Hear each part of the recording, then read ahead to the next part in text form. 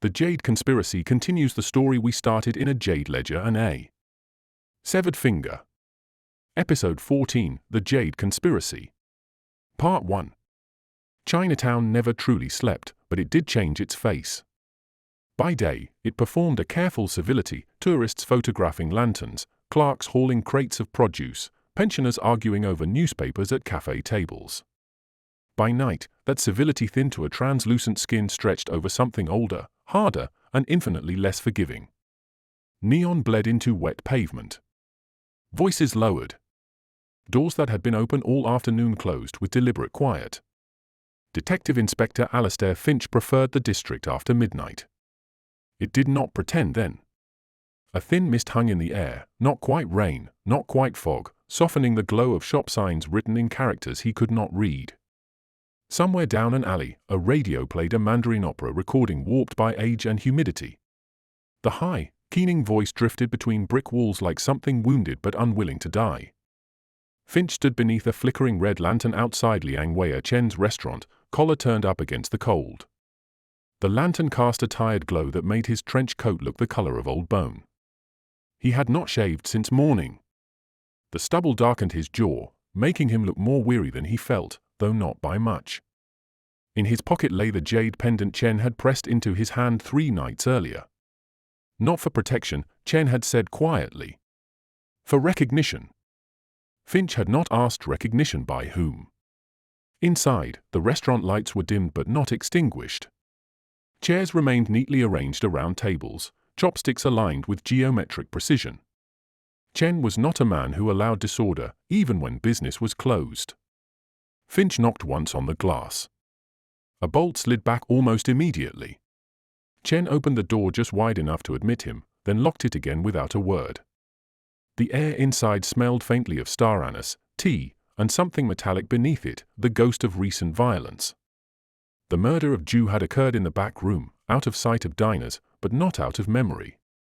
Chen looked smaller than Finch remembered, as if worry had been quietly sanding him down at the edges. You came alone, Chen said. Yes. You were not followed. Not by anyone who wanted to be seen. Chen nodded once, accepting that answer for what it was. They moved deeper into the restaurant, past the silent aquarium where a single goldfish drifted like a thought no one had finished thinking. Chen did not lead him toward the dining room this time but toward a narrow corridor at the rear. Finch felt the shift immediately, the way one feels the air change before a storm breaks. Before we go further, Chen said without turning, you must understand something. I'm listening. If you continue, you cannot stop halfway. Not safely. Finch considered that.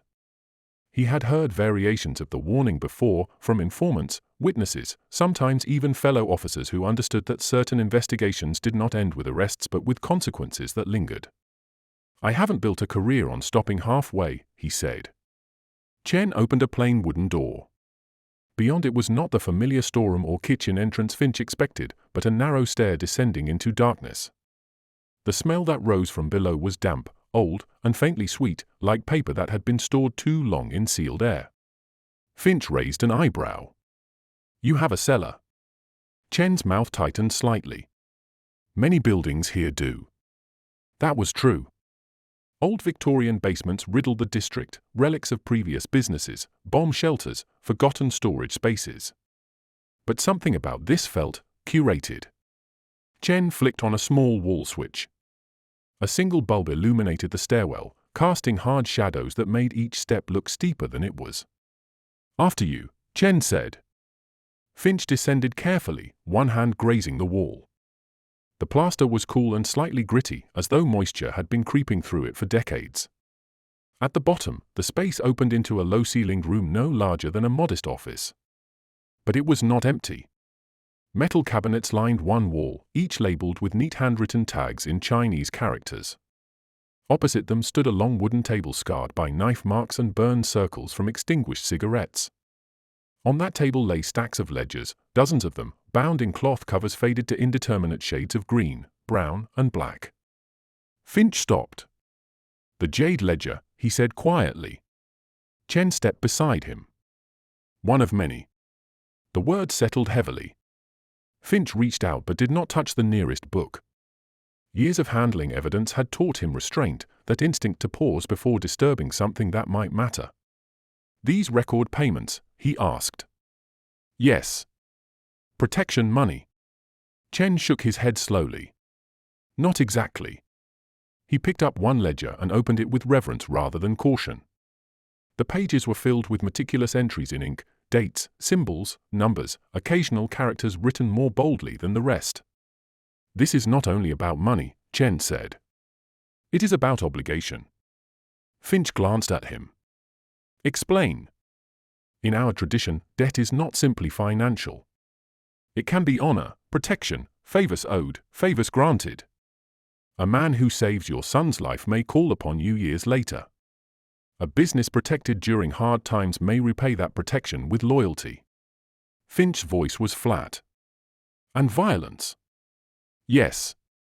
Chen turned a page. These ledgers record who belongs to whom. A chill worked its way down Finch's spine that had nothing to do with the temperature of the cellar. Belongs, he repeated. Chen met his eyes. Not legally. Not publicly. But in reality, yes. Finch had seen power networks before, criminal syndicates, political machines, old boy clubs that operated with quiet impunity. But this felt older, less structured, more organic, like roots spreading underground where no one could see them.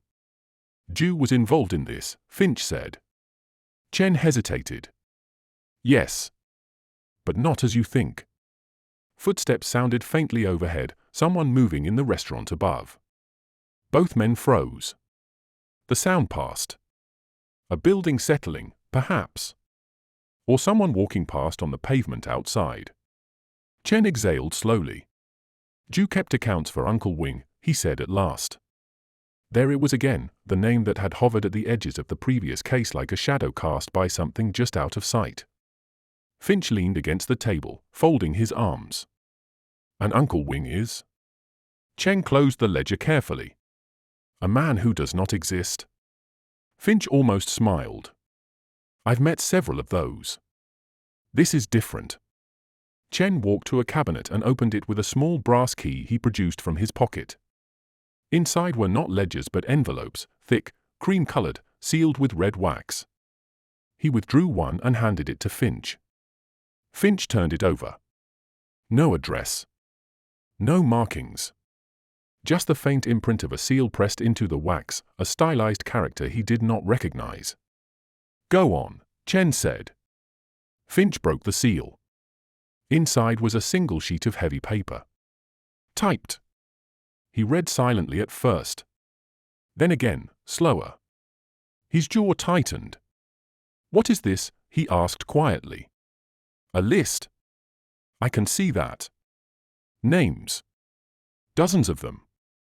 Some he recognized instantly, businessmen, local officials, a magistrate's clerk, even a police superintendent whose reputation for incorruptibility had been nearly legendary. Each name was followed by a symbol, the same kind that appeared throughout the ledgers. This is blackmail, Finch said. Chen shook his head. No. Insurance. Finch looked up sharply. Against what? Chaos. The word sounded absurd in the cramped cellar, surrounded by evidence of systematic coercion. Chen stepped closer, lowering his voice. After the war, Chinatown was vulnerable. Police protection was unreliable. Criminal gangs from outside moved in. Businesses were burned. People disappeared. Uncle Wing organized resistance, protection that did not depend on the goodwill of outsiders. And now? Now the system continues because it cannot easily be dismantled. Too many people benefit. Too many secrets are entangled. Finch tapped the list with one finger. And this? A reminder to those who might forget their obligations. Finch felt a familiar anger rising, not explosive, but cold and deliberate. Ju was murdered because of this ledger. Yes. Who has it now? Chen did not answer immediately. When he did, his voice had dropped to almost nothing. Someone who wants to replace Uncle Wing. The implication hung in the air like smoke. Meaning, Finch said, we're not dealing with an established order but a power struggle. Chen nodded. Ju was loyal to the old structure. His death was a message. Finch folded the list and slipped it into his pocket. And you? He asked. Where do you stand? Chen's expression did not change. I stand where I always have. I keep my restaurant. I protect my people. I do not seek power. That's not what I asked. Chen met his gaze steadily. I am trying to survive. Before Finch could respond, a sharp sound echoed from above, not footsteps this time, but something heavier. A chair knocked over. Then the unmistakable crack of splintering wood. Both men looked toward the ceiling. Another crash. And then voices, harsh, urgent, speaking Cantonese too fast for Finch to follow. Chen's face drained of color. They have found us, he said. Finch's hand moved automatically toward the revolver beneath his coat. How many? Chen listened, eyes closed, counting by instinct. More than 2. Footsteps thundered toward the rear of the restaurant. The cellar door shuddered as something heavy struck it from above. Once. Twice. The hinges groaned. Chen looked at Finch with sudden, fierce intensity. You must leave now. I'm not abandoning you. You are not abandoning me. You are preserving what must be known. Another blow split the wood. Light stabbed through a growing crack. Chen grabbed a small object from the table, another jade pendant, identical to the one in Finch's pocket, and forced it into his hand. Find who wears the twin to this, he said urgently. He will lead you to the one behind everything. The door burst inward. Splinters rained down the stairwell. Silhouettes filled the opening, dark shapes against the restaurant's dim light above. Finch raised his weapon. And realized, with a sinking certainty, that this was no longer merely a murder investigation. This was a war over who would control Chinatown's hidden spine.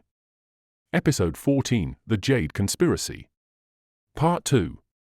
The first man through the shattered cellar doorway did not hesitate. He came down the steps fast, boots hammering wood, one hand gripping the rail, the other buried inside his coat.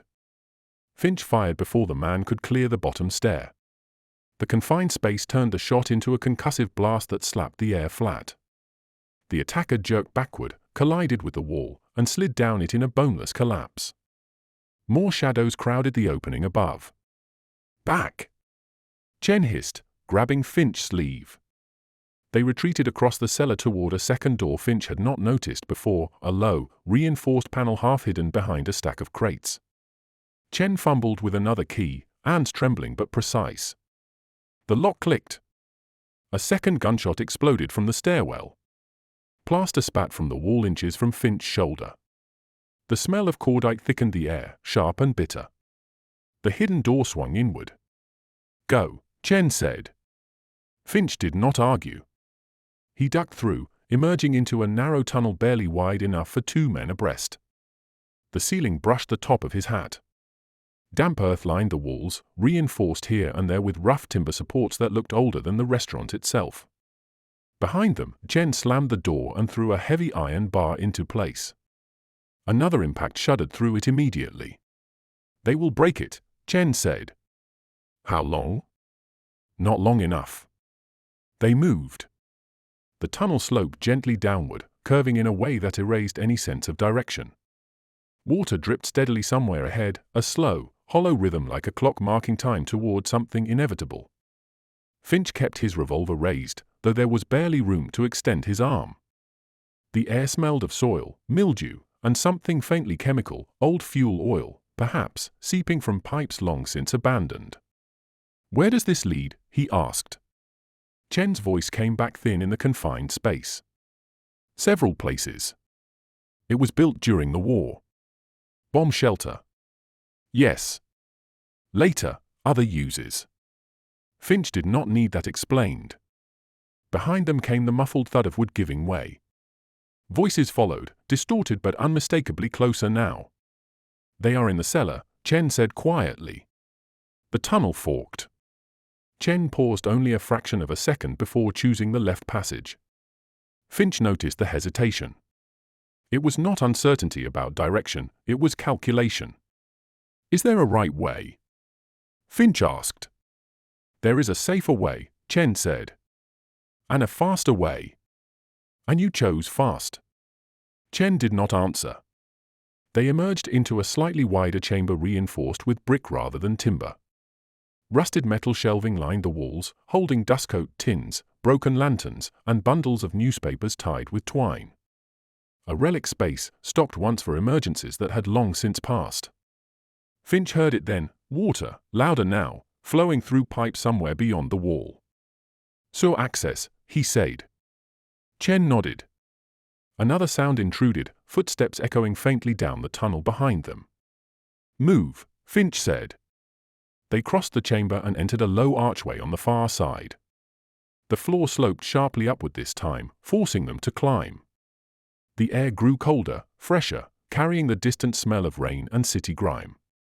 At the top of the incline, Chen stopped before a circular iron hatch set into the ceiling. He listened. Nothing. Carefully, he pushed upward. The hatch lifted with a dull scrape, shedding flakes of rust. Cold night air spilled down like water. Finch climbed out first, revolver sweeping the darkness. They were in an alley. Not the restaurant's alley, but one several streets away, a narrow, cluttered with stacked crates and refuse bins, the walls tagged with faded graffiti.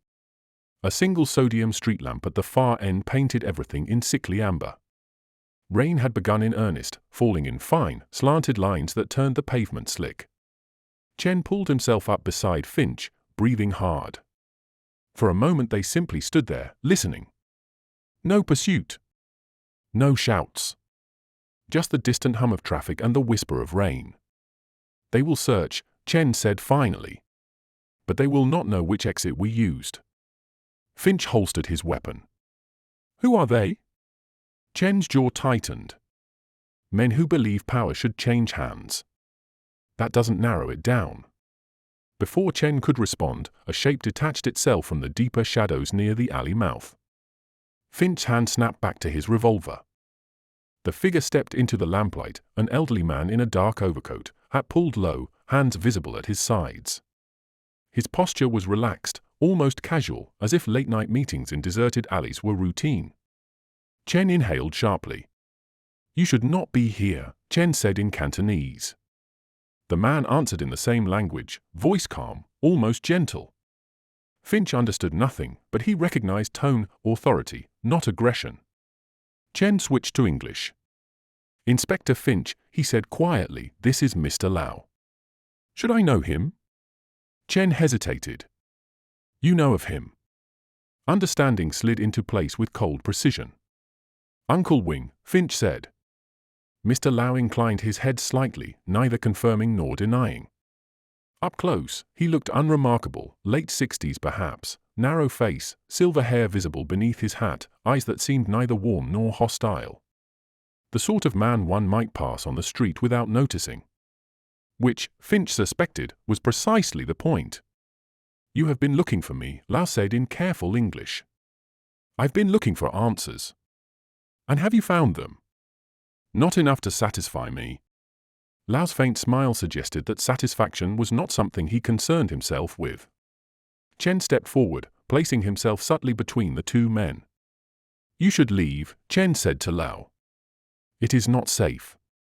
Lau regarded him with something like disappointment. It has not been safe for a long time, he said. You know this. A distant siren wailed somewhere beyond the rooftops, growing louder.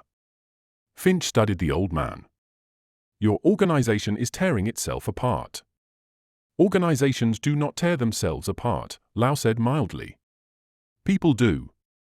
And you. A good man. Loyal. Too loyal. Someone murdered him to seize control. Lau's eyes flickered, the first sign of genuine emotion Finch had seen. Yes, he said. And now that person believes the ledger will give him legitimacy. And you intend to stop him.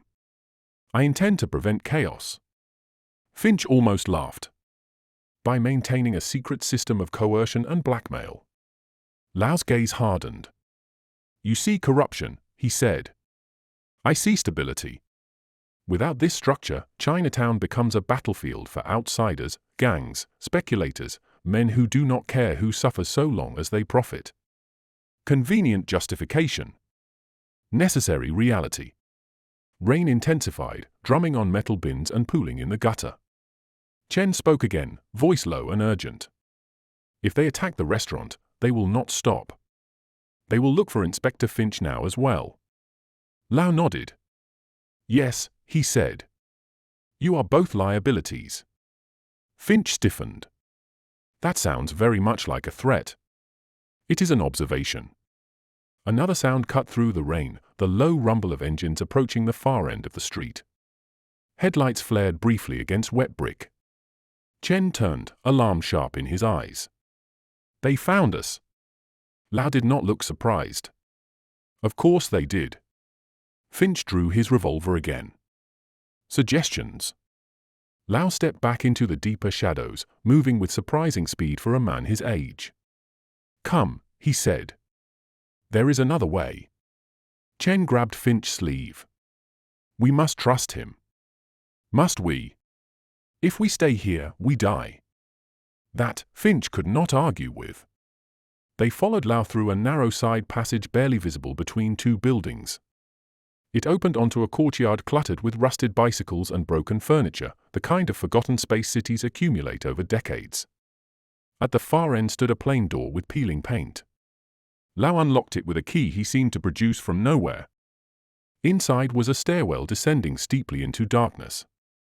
Finch paused at the threshold. You people are very fond of tunnels, he muttered. Lau's faint smile returned. Cities are built in layers, Inspector. Those who understand the lower ones often survive the upper. Gunshots cracked from the alley they had just left, sharp, echoing reports that sent pigeons bursting from the rooftops. Decision made itself. Finch followed Chen down the stairs. As the door closed above them, sealing out the rain and the violence, a thought settled heavily in his mind. This was no longer a question of solving a murder. It was a question of who would control what happened after the killing stopped. And whether any version of that future would leave Chinatown, or Finch himself, intact. Episode 14, The Jade Conspiracy. Part 3. The stairwell spiraled down far deeper than Finch expected. Not the shallow descent of a cellar or service tunnel, but a true substructure, the kind built when cities feared bombs, riots, or invasion. The air cooled with every turn, carrying the mineral smell of stone and the faint metallic tang of old water pipes. Their footsteps echoed in hollow, overlapping rhythms that made it impossible to judge distance or direction. Chen kept close behind Lau, one hand brushing the wall as though confirming the space remained real. Finch followed last, revolver angled downward but ready. He did not trust the old man ahead of them, not yet, but he trusted the logic of survival. Above, somewhere, engines had stopped. Doors slammed. Voices shouted. The hunt had reached the courtyard. Lau did not hurry. That unsettled Finch more than panic would have. At last the stair ended at a heavy steel door secured with a wheel lock like something from a ship. Lau spun it with practiced ease and pushed the door inward. A low rush of air met them, warmer, moving, alive with a distant murmur of machinery. Beyond lay a wide service corridor lined with concrete, lit by fluorescent tubes that hummed like trapped insects. Pipes ran along the ceiling in thick bundles, sweating condensation that dripped steadily onto the floor. Underground utilities, Finch said. Partly, Lau replied. Also transport. He began walking without looking back, cane tapping lightly on the concrete. The sound carried in the vastness like a metronome marking time for something unseen. Finch fell into step beside Chen. You trust him, he murmured. Chen's expression was drawn, conflicted. I trust that he does not want chaos. That's not the same thing. No, Chen agreed quietly. It is not. They passed branching tunnels, locked grates, doors marked with stenciled numbers and warnings in English and Chinese. The place felt both official and forgotten, infrastructure that functioned continuously yet existed outside ordinary awareness.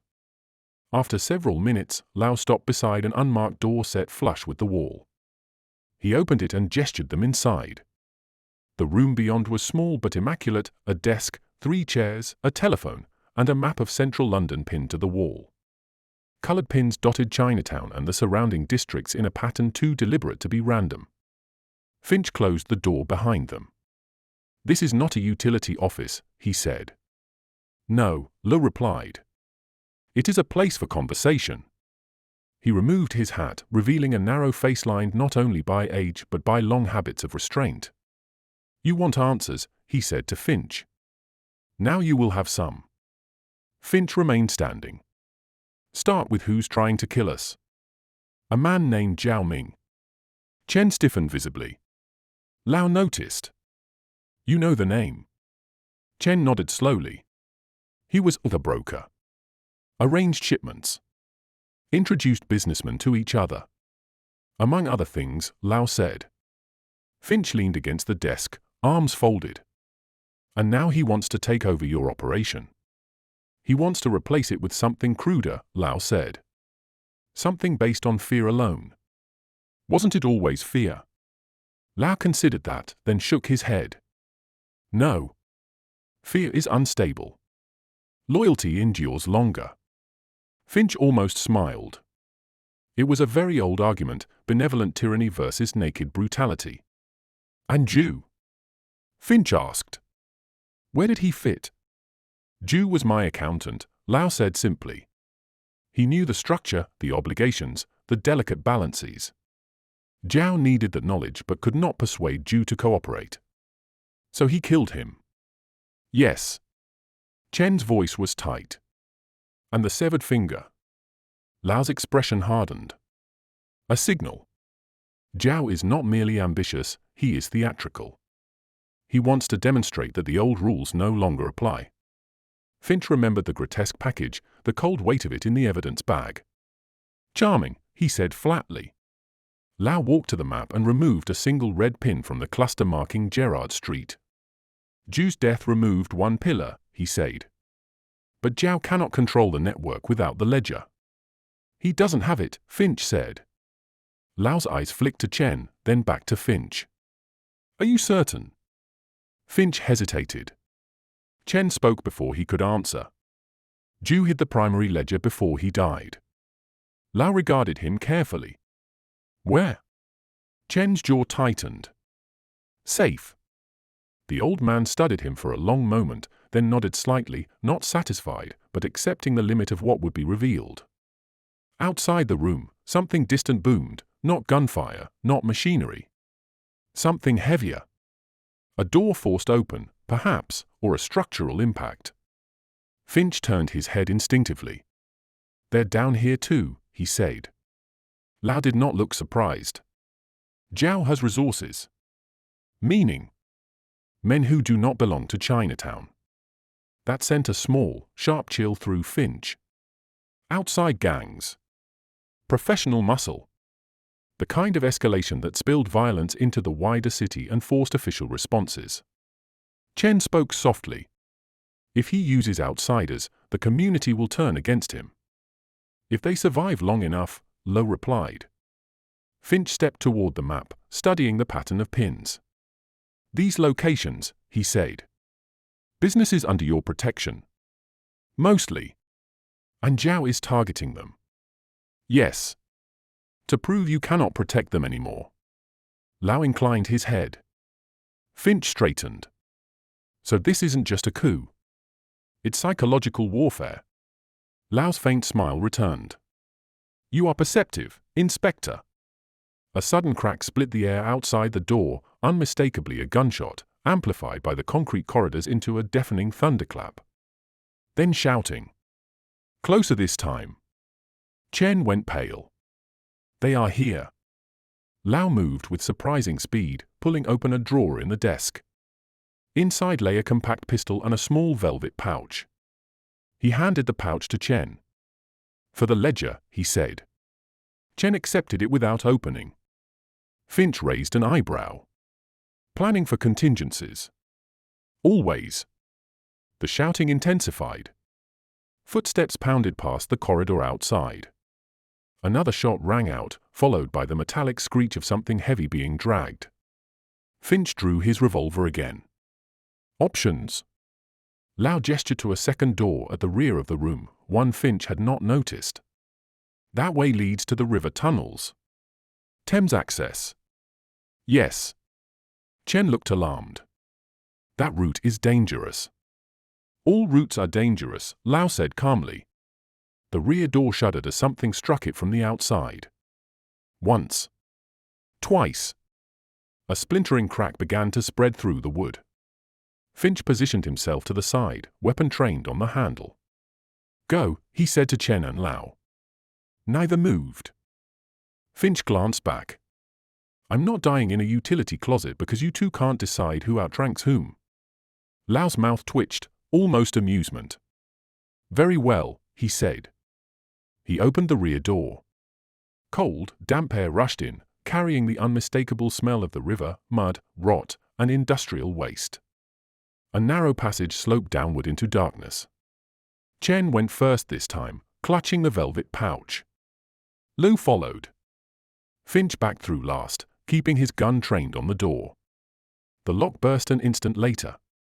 Wood splintered inward. A figure surged through the opening, weapon raised. Finch fired. The muzzle flash illuminated a face he did not recognize, pale, hard, professional. Not local muscle. Something worse. The man fell, blocking the doorway. More shapes crowded behind him. Finch slammed the passage door shut and threw the bolt just as bullets punched through the wood, sending sharp splinters into his sleeve. Move, he shouted. They ran.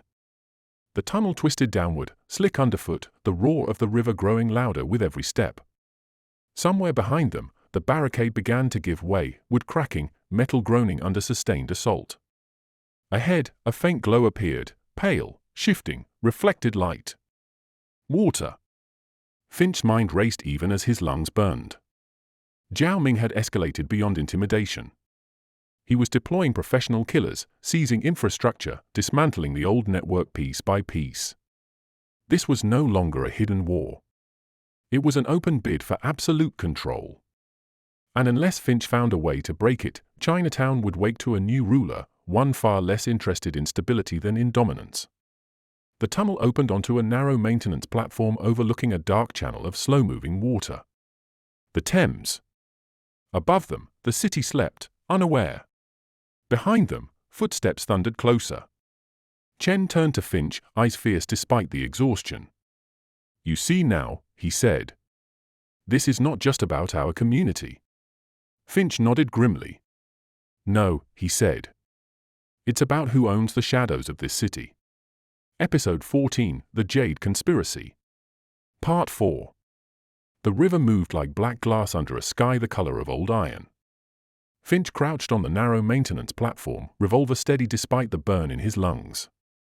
The Thames was wider here than it looked from the embankments, a slow, muscular presence sliding past with the quiet inevitability of time itself. Across the water, lights shimmered in broken reflections, turning the surface into a fractured constellation. Behind them, the tunnel roared with pursuit. Boots. Voices. The scrape of metal on concrete. Someone shouted an order in a language Finch did not recognize, sharp, efficient, unmistakably military in cadence. Chen pressed himself against the damp brick wall, clutching the velvet pouch beneath his coat. They are not triad men, he said between breaths. No, Finch agreed. They're too organized. Liang remained unnervingly calm, leaning on his cane as though they were waiting for a bus rather than cornered beneath the city by armed professionals. This is Zhao Ming's strength, he said quietly. He purchases loyalty where he cannot command it. Finch glanced at him sharply. From whom? Liang's eyes flicked toward the river.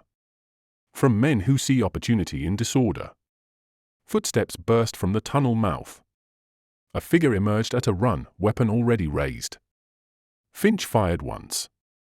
The man spun sideways and collapsed against the railing, momentum carrying him halfway over before his body caught on the metal. Two more followed immediately, using the fallen man as cover. Bullets snapped past Finch's head, striking the wall with flat, vicious smacks. Down! Finch barked. Chen dropped. Liang moved with surprising agility for his age, sliding behind a rusted utility cabinet bolted to the platform. Finch returned fire in controlled bursts, forcing the attackers to hesitate. In the confined space, every shot was deafening, the muzzle flash blinding in the darkness. "We can't hold this position," he said. "There is a ladder," Chen called, pointing along the wall. "It leads to the embankment above." Finch followed the gesture. 20 yards away, a vertical iron ladder climbed toward a hatch set into the stonework overhead. Too far to reach under sustained fire. Another attacker appeared in the tunnel mouth, this one carrying something bulkier. "Grenade!" Finch shouted. He grabbed Chen by the collar and hauled him flat just as a small metal cylinder bounced across the platform. The explosion was concussive rather than fiery, a flashbang designed to disorient. White light obliterated the darkness. A shockwave hammered Finch's skull, turning the world into a high-pitched whine and a storm of sparks behind his eyes. When his vision cleared seconds later, the attackers were advancing. 3 of them now, moving with disciplined precision. Not gangsters. Operators. Finch forced himself upright, head swimming, and fired again. 1 man went down. The others split, one providing covering fire while the second sprinted forward. Lau stepped into the open. Finch shouted, but the old man did not stop. He raised his cane, not as a weapon, but as a signal. The advancing attacker hesitated, confusion breaking his momentum. In that instant, Lau spoke, a single phrase in Mandarin, delivered with cold authority. The man froze. His weapon lowered a fraction. Finch seized the moment and fired. The attacker dropped without a sound. The remaining gunman retreated toward the tunnel, dragging his wounded companion. Silence fell, broken only by the river's slow murmur and Finch's ragged breathing. Chen stared at Lau. "What did you say?" Lau's expression had changed. The calm mask was still there, but something colder showed beneath, not anger, not fear, but old, buried power. "I reminded him who he serves," Lau said. Finch wiped sweat and river grime from his eyes. "Care to explain?" "Zhao Ming has allies," Lau said. "But not all of them are loyal to him personally." That sounded like more than a reminder. Lau did not answer directly. Instead, he looked toward the ladder. "We must move before they regroup." Finch didn't like it, but he couldn't argue. They ran. The ladder was slick with moisture, the metal biting cold through Finch's gloves. He climbed first, revolver tucked into his waistband, hauling himself upward by pure momentum. His muscles screamed in protest, but adrenaline drove him on. He shoved the hatch open and rolled onto wet pavement above. Night air hit him like a slap. They had emerged onto a deserted stretch of Riverside Service Road, empty warehouses looming on one side, the dark river wall on the other. No pedestrians. No traffic. Just sodium lights humming overhead and rain drifting in thin, slanted lines. Finch turned to help Chen up, then Lau. As the hatch clanged shut, Chen sagged against the wall, chest heaving. "We cannot keep running," he said. "No," Finch agreed. "At some point we have to end this." Lau brushed dust from his coat as though they had just completed a brisk walk. "There is a place," he said.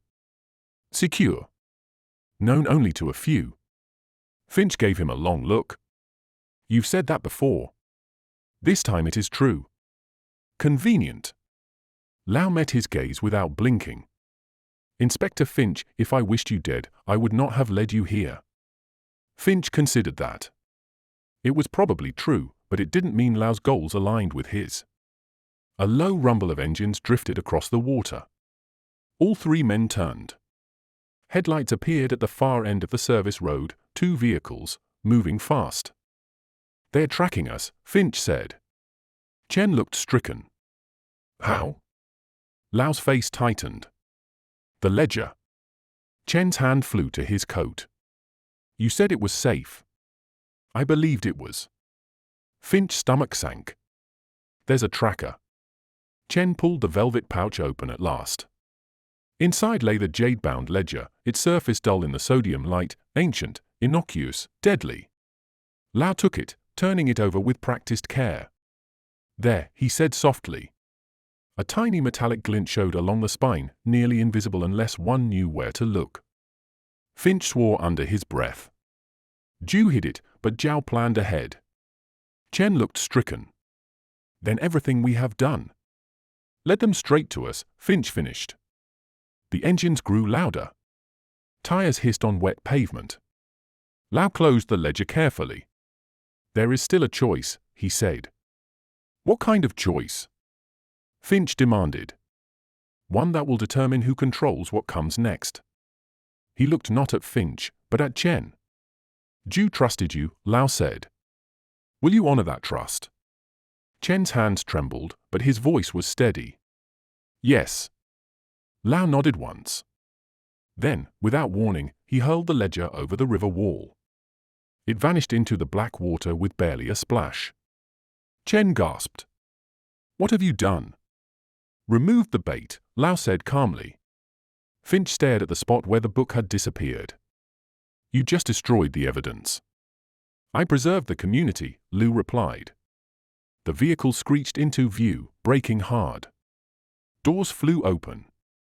Armed men poured out, scanning the darkness. Their leader stepped forward, tall, sharply dressed, eyes cold with calculation.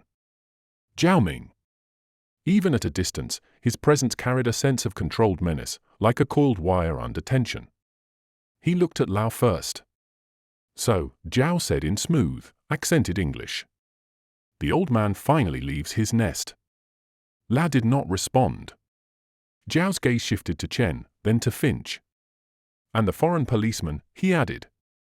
You complicate matters, Inspector. Finch stepped forward, revolver steady. Funny, he said. I was about to say the same thing about you. Zhao smiled thinly. You cannot win this, he said. The old system is finished. London belongs to those strong enough to claim it. Finch glanced at Lau. Friend of yours? Lau's voice was very quiet. Once. Rain began to fall harder, drumming on metal and asphalt, blurring the lights into halos. The confrontation hung in the air, brittle as glass. Finch understood, with sudden clarity, that this was not yet the final battle, but it was the point of no return. Whatever happened next would reshape Chinatown, and possibly far more than that. Episode 14, The Jade Conspiracy. Part 5. Rain turned the riverside road into a sheet of dull black glass. Zhao Ming stood in the open as though weather and gunfire were inconveniences meant for lesser men. His coat was immaculate, his hair untouched by the storm, his eyes bright with the controlled fury of someone who had waited a long time for this exact moment. Behind him, his men spread out in a disciplined arc, not reckless, not eager. Professionals who understood distance, angles, lines of fire. Finch had seen that kind of posture before. Not criminals. Contract soldiers. He shifted his stance slightly, placing himself half a step in front of Chen without making it obvious. You've lost your prize, Finch called. Must sting. Zhao's gaze flicked toward the river wall, then back to Lau. A regrettable inconvenience, he said. But not an irreversible one. Chen stared at him. You cannot recover it. The tide will carry it to the sea. Zhao smiled. You still believe this was about the book? Lau's cane tapped once against the pavement, not from weakness, Finch realized, but as a deliberate signal to himself, a grounding gesture. Explain, Lau said. Zhao inclined his head slightly, as if granting a courtesy between equals. The ledger is merely a map, he said. Maps are useful, but the territory is what matters. Finch frowned. Speak plain English. Zhao turned to him, amused. The ledger recorded payments, he said. Protection money, shipments, favors. But it did not create those networks. It documented them. Understanding dawned slowly, like a bruise surfacing under the skin. You don't need the book, Finch said. You already know what's in it. Zhao's smile widened. Of course. Chen looked stricken. Then Ju died for nothing. No, Zhao said softly. He died because he refused to accept reality. Lau's voice cut through the rain. And what reality is that? That the old agreements are obsolete, Zhao said. London is changing. Your generation maintained balance through secrecy and restraint. Mine will maintain order through control. Finch snorted. Sounds like tyranny with better tailoring. Zhao ignored him. To govern effectively, he continued, one must know where power truly lies. Not in dusty books, but in people. He raised one hand. A man stepped forward from the vehicles, dragging someone between them. Finch's stomach dropped. The captive was small, thin, wrapped in a rain-soaked coat much too large for him. A boy. The theater, Chen whispered. It was the same boy who had run messages for Ju, the one Finch had glimpsed darting through alleyways days earlier. His face was bruised, one eye swollen nearly shut, but he was conscious, defiant in the way only the very young or very desperate could be. Lao went utterly still. You will release him, he said. Zhao tilted his head. You assume I am holding him hostage. You are. No, Zhao said gently. I am demonstrating. He nodded once. One of his men struck the boy across the back of the knees. The child collapsed, gasping, but did not cry out. Chen took an involuntary step forward. Finch grabbed his arm. Don't, he muttered. That's what they want. Zhao watched the exchange with mild interest. Children are the future, he said. They are also leverage. Your predecessors understood this. You, apparently, did not. Lao's voice trembled, not with fear but with something far more dangerous. You will not touch him again. Zhao's eyes hardened. Or what? Silence stretched. Rain hammered down, filling the space between them with a steady roar. Then Lao straightened. For the first time since Finch had met him, the old man looked not frail, not weary, but formidable. You think you are the first man to believe fear is stronger than loyalty, Lao said quietly. You are not. Zhao's expression did not change, but Finch saw the tension in his jaw. Times change, Zhao said. Human nature does not, Lu replied. Zhao gestured again. Another man stepped forward, this one holding a pistol, which he pressed casually against the boy's head. Chen made a strangled sound. Finch's grip tightened on his revolver. His mind raced, calculating distance, wind, reaction time. Too far. Too exposed. Any shot risked killing the child. Enough philosophy, Zhao said. You will come with me, Lao. Alone. In exchange, the boy lives. Refuse, and he dies here. Chen shook his head frantically. You cannot trust him. Lao did not look at Zhao. He looked at Finch. You are a policeman, he said. You believe in rules. In justice. Tell me, Inspector, what is the correct course of action? Finch felt the weight of the moment settle on his shoulders like a physical burden. There was no correct course. Only damage control. If you go with him, Finch said slowly, you disappear. No guarantees the boy lives anyway. Lao nodded. True.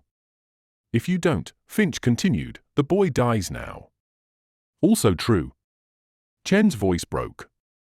There must be another way. Lao studied the child for a long moment. Then he turned back to Zhao. I will come, he said. Finch swore under his breath. Damn it, Lao. But the old man raised a hand. Inspector, he said quietly, there are debts that cannot be delegated. Zhao smiled, not triumphantly, but with the satisfaction of a plan proceeding exactly as intended. Wise, he said. La took a step forward. And stopped. His cane tapped once on the pavement. Twice. Finch's instinct screamed. Something was wrong. The boy moved. Not away from the gun. Toward it. His hand shot up, grabbing the weapon's barrel, jerking it aside. The shot went wide, shattering a street lamp in a burst of sparks. Chaos erupted. Chen lunged forward. Finch fired, dropping one of the gunmen. The boy twisted free with surprising ferocity, darting toward the river wall. Zhao shouted an order in Mandarin, his composure cracking for the first time. Lau did not move. He simply watched, calm, intent, as though witnessing a performance he had rehearsed many times before. The boy reached the wall, vaulted it in a single desperate motion, and vanished into the Thames. Two of Zhao's men rushed forward, weapons raised, but Zhao snapped a command that stopped them cold. "No," he said sharply. The rain swallowed the splash. Chen stared in horror. "He will drown." Lau shook his head. "He swims," he said. "I made sure of it." Finch turned to him, stunned. "You planned this?" "I prepared for possibilities," Lu replied. Zhao's face had gone very still. "You used a child as bait," he said softly. "No," Lau said. "You did." For a long moment, neither man spoke. Then Zhao exhaled slowly, the tension bleeding out of him like air from a punctured tire. "Very well," he said. "We proceed differently." He looked at Finch. "Inspector, you have been an unexpected complication. But not an unwelcome one. Glad to be of service." "You value order," Zhao continued. "So do I. Our methods differ, but our goals are not entirely incompatible." Finch barked a short laugh. "You're pitching a partnership?" "I am offering stability," Zhao said. "Help me dismantle the obsolete structures that enable chaos. In return, I ensure that Chinatown remains peaceful." Chen stared at Finch, horrified. Lau watched silently, his expression unreadable. Finch holstered his revolver. Every gun snapped toward him. Zhao's eyes narrowed. Finch raised his hand slightly, not surrendering, simply signaling a pause. "You know what your problem is," Finch said conversationally. "You think everyone's for sale." Zhao said nothing. Finch stepped forward until the rain soaked him through completely. "I don't work for you," he said. "I don't work for Lau. I don't work for anyone who thinks people are pieces on a board." Zhao's voice was soft. "Then you will die for principles that change nothing." "Maybe," Finch said. "But at least they'll be mine." For the first time, something like respect flickered across Zhao's face. "Unfortunate," he said. He lifted a hand. Guns rose. Finch braced himself. And a siren wailed in the distance. Police? Not one vehicle. Many. Zhao's head snapped toward the sound, calculation blazing behind his eyes. Lau allowed himself the faintest smile. Finch frowned. "You called them?" Lau's eyes gleamed. "Inspector," he said, "did you truly believe I would rely on only one strategy?" Blue lights began to pulse at the far end of the road, reflecting off rain and river alike, turning the night into a strobing battlefield of color. Zhao stepped backward, expression hardening into something colder than anger. "This is not finished," he said. "No," Lau agreed. "It is not." Zhao met Finch's gaze one last time. "Next time," he said quietly, "there will be no warnings." Then he turned and vanished into the darkness with his men, swallowed by alleys and shadow before the first police car screeched into view. Finch exhaled slowly, adrenaline draining from his limbs. Chen sagged against the wall, trembling with relief and shock. Lau leaned on his cane once more, looking suddenly every year of his age. "The boy?" Chen asked. "He will reach the shore downstream," Lau said. "Friends are waiting." Finch studied the old man. "You really did think of everything." Lau's gaze drifted to the Black River. "No," he said quietly. "Not everything." Episode 14, The Jade Conspiracy. Part 6, Finale. The police arrived like a storm breaking. Doors slammed. Radios crackled. Boots splashed through shallow rivers of rainwater racing toward the Thames. Blue lights pulsed against brick and steel, turning faces ghostly, unreal. Detective Inspector Alistair Finch did not move. He stood where Zhao Ming had left him, staring into the darkness as if he might still see the man's outline dissolving into shadow. "You all right, sir?" A uniformed constable hovered nearby, uncertain whether to approach further. Finch nodded absently. "Fine." He wasn't fine. Men like Zhao did not retreat because they were beaten. They retreated because they had calculated a better position elsewhere. Behind him, Liang Wei Chen helped the elderly Lao toward a police vehicle. Chen's usual composure had cracked, the night had shaken him in ways he could not disguise. He kept glancing toward the river, toward the place where the boy had disappeared. "He will live," Lao said quietly, as though reading his thoughts. Chen nodded, but his hand still trembled. Finch finally turned away from the darkness. "Inspector Finch."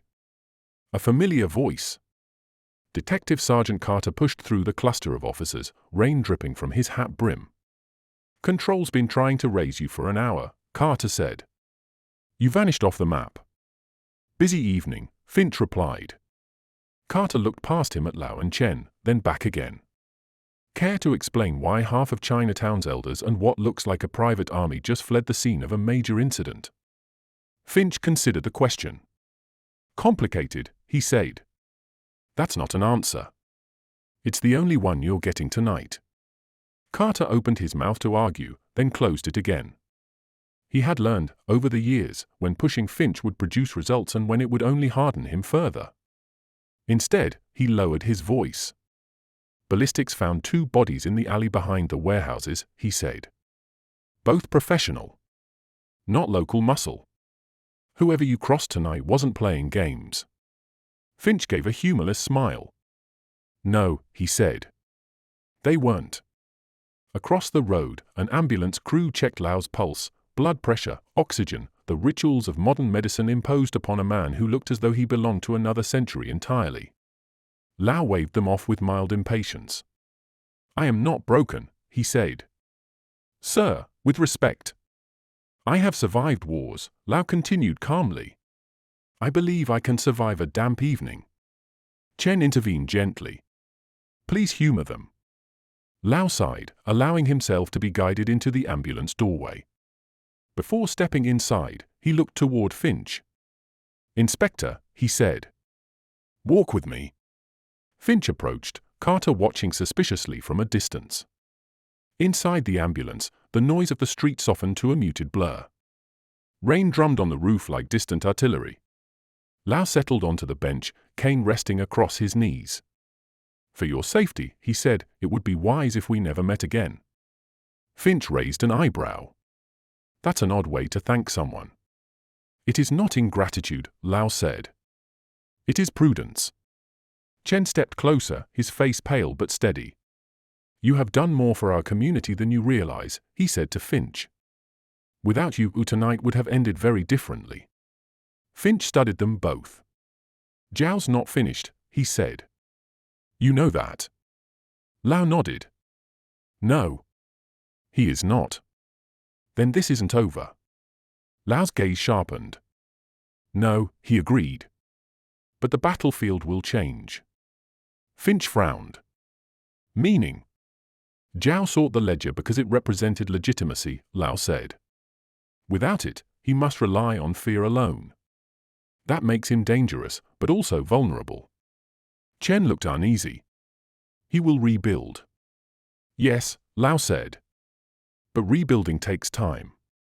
He leaned forward slightly. "There is something you must understand, Inspector. Zhu did not keep the ledger merely as a record. He kept it as insurance." Finch felt a flicker of cold intuition. "Insurance against what?" Lao met his eyes. "Against men like Zhao." Chen stared at him. "You mean, copies?" Lao did not answer immediately. Instead, he reached into the inner pocket of his coat and withdrew a small object wrapped in oilskin. He handed it to Finch. Finch unfolded the covering. Inside was a narrow strip of jade, no longer than a finger joint, carved with delicate symbols so fine they were almost invisible. "What is this?" Finch asked. "A key," Lao said. "To what?" "To the real ledger." Chen's breath caught. "You said the book was destroyed." "It was," Lao said. "But the information survives." Finch looked from one man to the other. "Where?" Lao's eyes drifted toward the dark river beyond the ambulance doors. "Somewhere Zhao will never think to look," he said. That's not helpful. It is all I will say. Finch closed his hand around the jade piece. It felt warm despite the cold night, as though it retained the heat of whoever had carried it last. Why give this to me? He asked. Because you are outside our world, Lao said. Zhao cannot control you through tradition or obligation. And because you will not sell it. Chen added quietly, nor will you use it lightly. Finch slipped the jade into his pocket. You're putting a lot of faith in a man you barely know. Lao smiled faintly.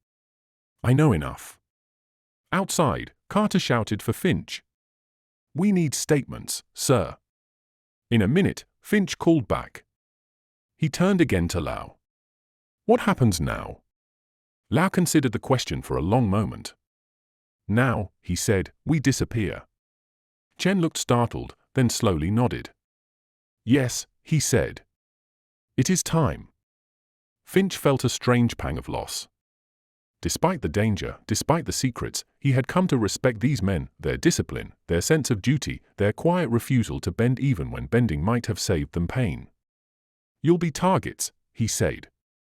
We always were, Chen replied. Lao placed a hand briefly on Finch's arm. You have your own battles, Inspector, he said. Do not let ours consume you. Finch almost laughed. Bit late for that. Lao's eyes softened. Then consider tonight a warning. Dawn came slowly, bleeding grey light across the river and the city beyond. By the time Finch returned to Chinatown, most traces of the night's violence had already vanished. Broken glass swept away. Bullet scars covered. Shops opening as though nothing unusual had occurred. Normality restored with almost eerie efficiency. He stopped outside Chen's restaurant. The shutters were down. A small sign hung on the door. Closed until further notice. No explanation. No forwarding address. Just absence. Finch stood there for a long time. Finally, he turned away and began walking back toward the West End, collar up against the morning chill. Halfway down the street, he heard footsteps behind him, light, quick. He turned. The boy stood there, dripping river water, wrapped in a borrowed coat several sizes too big. Bruised, exhausted, but alive. You swim well, Finch said. The boy managed a weak grin. My grandfather taught me. Grandfather, eh? The boy nodded toward the restaurant. He says to thank you. Finch hesitated. Where is he? The boy only shook his head. He says, some people are safest when they cannot be found. Finch almost smiled. Smart man. The boy reached into his pocket and pulled out something small, a folded piece of paper, sealed with wax. For you, he said. Finch took it. When he looked up again, the boy was already retreating into the maze of streets, vanishing with the same effortless stealth as the elders he served. Finch broke the seal. Inside was a single sheet, handwritten in neat, careful English. Inspector Finch. You asked what comes next. Watch the men who grow rich when others disappear. The conspiracy is larger than Chinatown. L. Finch folded the paper slowly. Across the street, a newspaper vendor shouted headlines about political scandals, economic troubles, strikes, unrest, the usual chorus of a city straining under invisible pressures. He slipped the note into his pocket beside the jade key. Larger than Chinatown, he murmured. A bus roared past, spraying dirty water across the curb. Finch stepped into the flow of morning commuters, just another tired man in a worn trench coat, invisible among thousands. But his eyes were sharp again. Awake. Watching. Because somewhere in London, Jiaoming was rebuilding. And somewhere else, the real ledger waited. END, Episode 14, The Jade Conspiracy.